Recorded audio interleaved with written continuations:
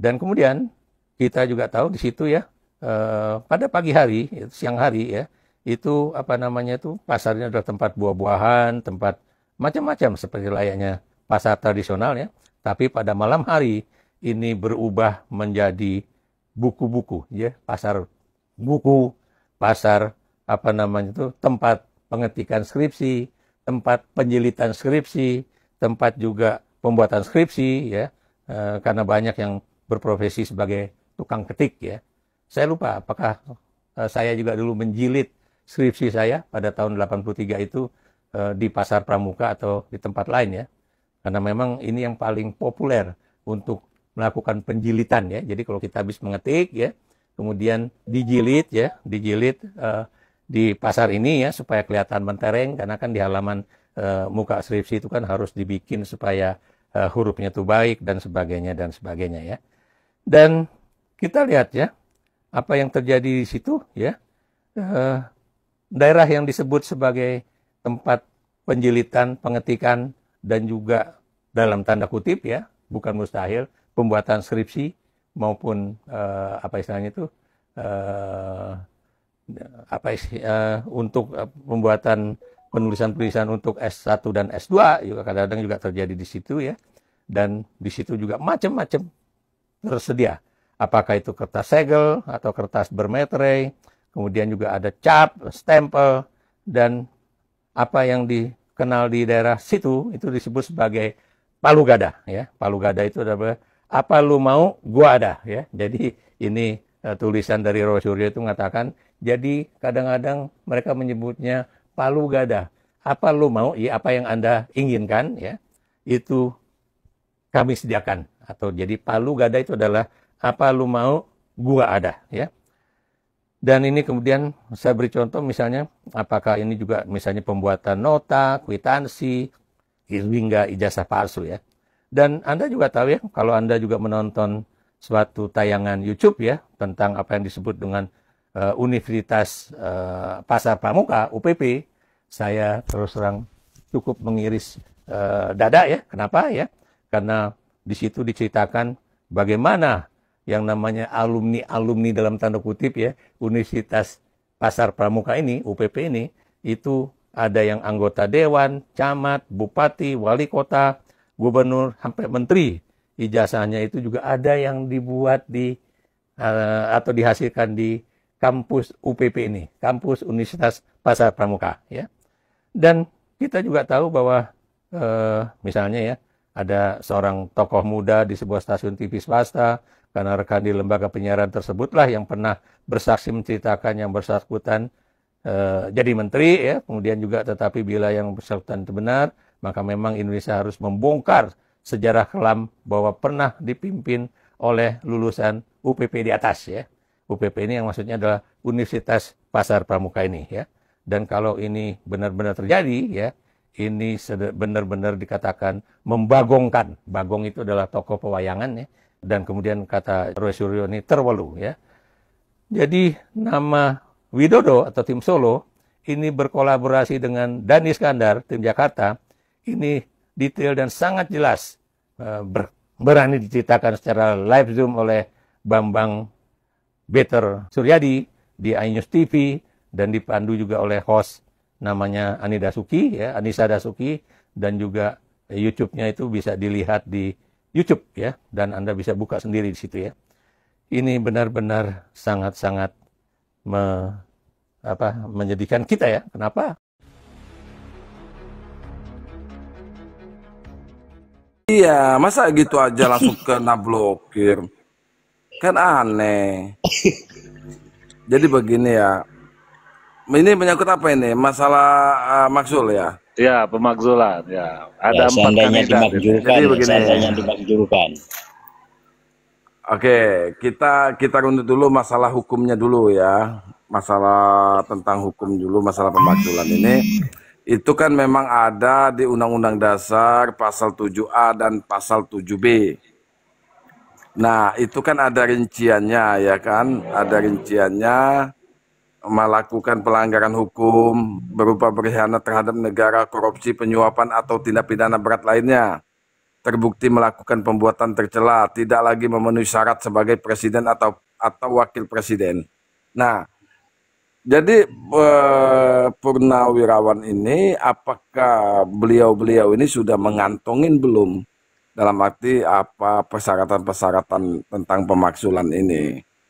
Nah, menyangkut masalah tentang apa itu penggantinya, sebenarnya misalnya ya kalau Gibran ini dimakzulkan, ini kadang-kadang kan kita kan berpikirnya begini ya, kadang-kadang berpikirnya seolah-olah di dalam partai itulah yang bisa menggantikan.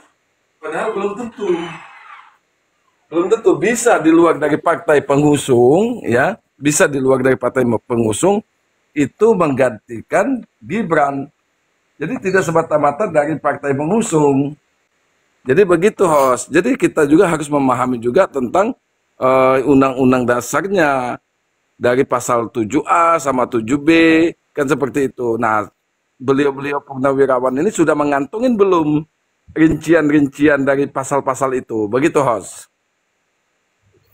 Oke, Bang Yos. Menurut Anda pribadi, kalau dari 4 kandidat ini siapa yang pantas, Bang Yos? Kalau menurut saya sih, saya pribadi yang pantas untuk menggantikan Gibran. Anies. Bukan Bang Yos pribadi maksudnya. Ayo serius lah Bangku. Ayo silakan. Yang dicalon ini kira-kira siapa nih? Enggak. Begini saudara. Kalau saya diberi kesempatan untuk menggantikan Gibran, misalnya saya bikin waktu 10 kali 24 jam selesai itu para koruptor itu. Kalau saya diberi kesempatan sama presiden untuk menangani koruptor itu. Oke. Salahnya di mana, host? Saya kan boleh dong menyanjung diri saya sendiri. Kan yang lain tidak ada nyanjung saya. Ya wajar lah saya nyanjung diri saya sendiri. Gimana sih host ini? Oke, Abangku. Oke. Tahan dulu ya Bang ya, saya ke Bang Dola dulu nih. Silakan Bang Dola. Berarti besok harus saya tambah lagi itu nama Bang Yos di dalam itu berarti. Lanjut. Makasih Bang Hon. Seandainya Gibran dimakzulkan, kira-kira siapa yang punya peluang besar gitu menggantikan posisi Gibran? Nah, kita kerucutkan aja nih dari orang-orang yang Bang Hos tampilkan ini kan. Ya. Ada Mahfud MD, ada Ganjar Pranowo, ada Anies, terus ada AHY, ada Bang Dola, promosikan dulu dong akun baru saya nih, polo-polo gitu. Akun baru nih, nggak bisa lem saya. Iya. Kalau lihat dari besarnya dukungan politik yang diberikan partai, kalau menurut saya masih lebih besar Anies dibandingin AHY. Suara Demokrat itu masih di bawah PDIP.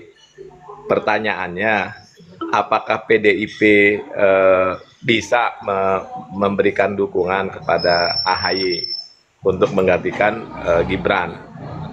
Itu persoalan dukungan politik dari partai. Kalau kita bandingkan antara Anies sama AHY, hitungan saya sih dukungan politik dari partai akan lebih banyak diperoleh Anies dibandingin AHY. Itu yang pertama. Terus yang kedua dari kemampuan dan skill, ya kan? AHY itu jauh di bawah Anies. Pak Prabowo itu bisa meminta Anies mengatasi masalah ekonomi. Dia itu basicnya ekonomi. Anies itu juga menguasai manajemen krisis. Dan Pak Prabowo juga bisa menugaskan Anies gitu misalnya untuk diplomasi internasional. Apalagi kalau lihat dari peta politik dunia ini bergeraknya sangat dinamis. Nah, dari dua hal itu jelas Anies di atas AHY. Peluang Anies lebih besar kalau Gibran itu dimakzulkan. Itu aja sih, Hos. Makasih, Hos. Oke, silakan. Siapa yang mau menanggapi? Saya kasih waktu. Saya Bang Hos. Ya, silakan. Agak hamba berat nih. kan ada kriteria-kriteria untuk pemajuan Gibran nih. Kalau yang diterima oleh DPR itu yang kasus memfollow atau main di judul itu gimana Bang? Perasaan Bang Hampa Berat? Saya pikir kalau nyari kasus banyak lah. Ijazah Gibran juga belum tentu asli, Bang. Itu yang itu dulu Bang. Saya mau tanya ke Hampa Berat. Enggak, kasus kalau kasus yang dituduhkan kepada Gibran itu banyak. Kalau kasus memfollow judul itu kan belum ada tindakan hukumnya. Kalau sudah ada terindikasi. Saya nanya, ini kan andai-andai, ini kan masih andai ya. Andai gitu. Iya. Andai yang diterima DPR itu yang kasus judul itu gimana perasaan termul-termul gitu loh. Ya ndak bisa diterima lah keputusan hukumnya nggak ada. Apanya yang mau diterima? Kalau keputusan hukumnya udah ada, baru bisa diterima, baru bisa dikembangkan penyidikannya. Ini Bang Hampa, Mas Hampa, ini lagi berandai-andai kan, semua ini kan andai-andai ya kan. Nah, pas DPR mengetuk palu bahwa Gibran diturunkan karena main judi slot online gitu. Gimana perasaan termul gitu loh? Nggak ada perasaan apa-apa, biasa-biasa aja. Berarti ya udah. Iya, biasa-biasa aja kan, nggak terjadi juga. Tapi gini Bang Hampa, tadi Anda mengatakan kasusnya banyak. Kasus apa aja yang Anda ketahui? Yang dituduhkan kepada Gibran ada pupu papa, ada judul, pokoknya banyak lah. Nggak terekam di benak saya nih. Tapi nggak ada yang dibuktikan juga. Oh, dari tadi kan tak pancing-pancing ternyata kena terus gitu loh kan. Oke, berarti tadi. Anda mengakui ya Pak Gibran banyak kasus ya, Bang Hampa ya, Anda ya? Anda mengakui iya, ya? banyak kasus yang dituduhkan tapi tidak bisa dibuktikan. Oh gitu. Itu wajar lah seorang figur publik ya diberondong dengan begitu banyak kasus. Tapi kan tidak bisa dibuktikan. Jokowi aja banyak kasus dibilangnya, tapi tidak ada yang dibuktikan satu pun. Oke. Lagi mana mau dibuktikan orangnya lari-lari terus. Host intercept. Oke, gini, saya bukan mau ngarah ke Mbak Aci juga. Tadi Mbak Aci mengatakan Puan yang lebih cocok menggantikan Gibran gitu kan. Sementara teman-teman yang lain beda pandangan ini. Banyak yang mengatakan Pak Anies yang lebih cocok. Gimana menurut Mbak Aci ini? Silakan. Oh ya, kan di sini kita boleh berbeda pendapat. Dan kalau saya sebagai pendukung Pak Anies, sebetulnya kalaupun itu pilihannya dengan Pak Anies sendiri gitu loh. Kan ini kan kita sedang berandai-andai kan. Kita kan belum tahu pasti siapa yang menjadi seandainya memang terjadi pemakzulan itu dan siapa yang menggantikannya, kan di sini kita nggak tahu ya. Dan kalaupun seandainya Waalaikumsalam. Dan kalaupun seandainya Pak Anies diminta dan akhirnya Pak Anies menerima, itu mungkin sudah dipertimbangkan dengan matang dengan Pak Anies. Dia sudah tahu gitu loh. Karena kita tahu Pak Anies itu bukan orang kaleng-kaleng, dia punya pemikiran yang jauh gitu kan. Dia punya intelektual yang tinggi gitu loh. Jadi dia lebih tahu. Dan kalaupun seandainya Pak Anies menerima itu, aku sebagai pendukung ya aku tetap dukung gitu loh, apapun alasannya gitu loh. Karena memang itu sudah pilihan Pak Anies. Karena memang aku itu dan Pak Anies itu karena aku tuh istilahnya itu terinspirasi dengan value-nya gitu, dengan pemikirannya gitu. Nah ini kan seandainya, dan ini belum terjadi. Kalau aku punya pemikiran sendiri, ya kan orang itu berpersepsi itu dengan sudutnya masing-masing ya, dengan sudut ini sudut itu gitu loh, kan ada positif ada negatifnya gitu. Nah menurut aku sih kalau kayak Pak Anies kalau sekarang seandainya memang dia ini ke Wapres, aku ya kurang setuju gitu. Karena kenapa? dia diangkatnya menjadi wapres dengan dimanggilkannya Gibran atau bahasa kasarnya dilengserkan, kayaknya kurang elegan gitu dia mendapatkan posisi itu dengan lengsernya Gibran, kecuali kalau dengan kompetensi gitulah ya, dengan pertarungan gitu. Nah, jadi ya kalaupun memang Pak Anies, ya aku setuju aja. Aku bukannya yang orang yang nolak yang nggak bisa gini. Karena apapun yang keputusan Pak Anies ambil itu mungkin yang terbaik gitu loh, dan mungkin dia sudah memikirkan secara matang di situ aja sih, host. Terus aku boleh bertanya dengan Pak Hampa ya.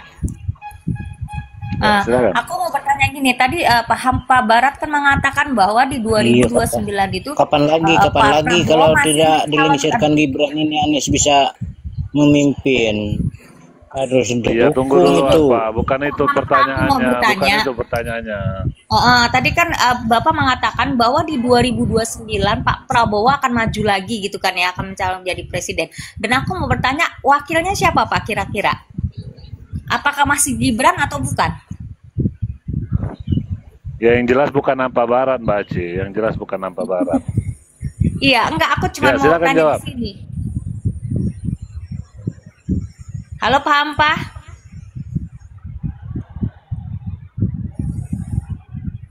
Aduh, kena stroke itu kayaknya tuh. Aku pengen tahu di sini ini dia pendukungnya Prabowo Gibran atau cuman Gibrannya aja gitu loh. Dia Karena ini aku pernah yakin. mengatakan kayak gini, Mbak Aci. Pak Prabowo itu nggak bakal menang kalau nggak wakilnya Gibran gitu loh. Jadi udah ketahuan dia milih siapa gitu. Dia itu milih Gibran gitu.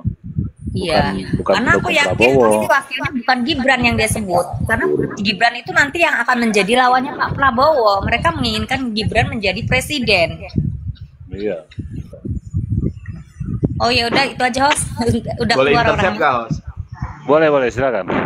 Kalau Purnawirawan TNI itu berpikirnya nggak 2029, kejauhan. Purnawirawan TNI itu was-was kalau di tengah jalan terjadi sesuatu terhadap Presiden Prabowo. Mau nggak kita dipimpin sama Gibran? Itu masalahnya. Rela nggak kita dipimpin sama Gibran? Bapaknya aja mimpin 10 tahun kayak begini, gimana anaknya? Hancur negara, apalagi dalam situasi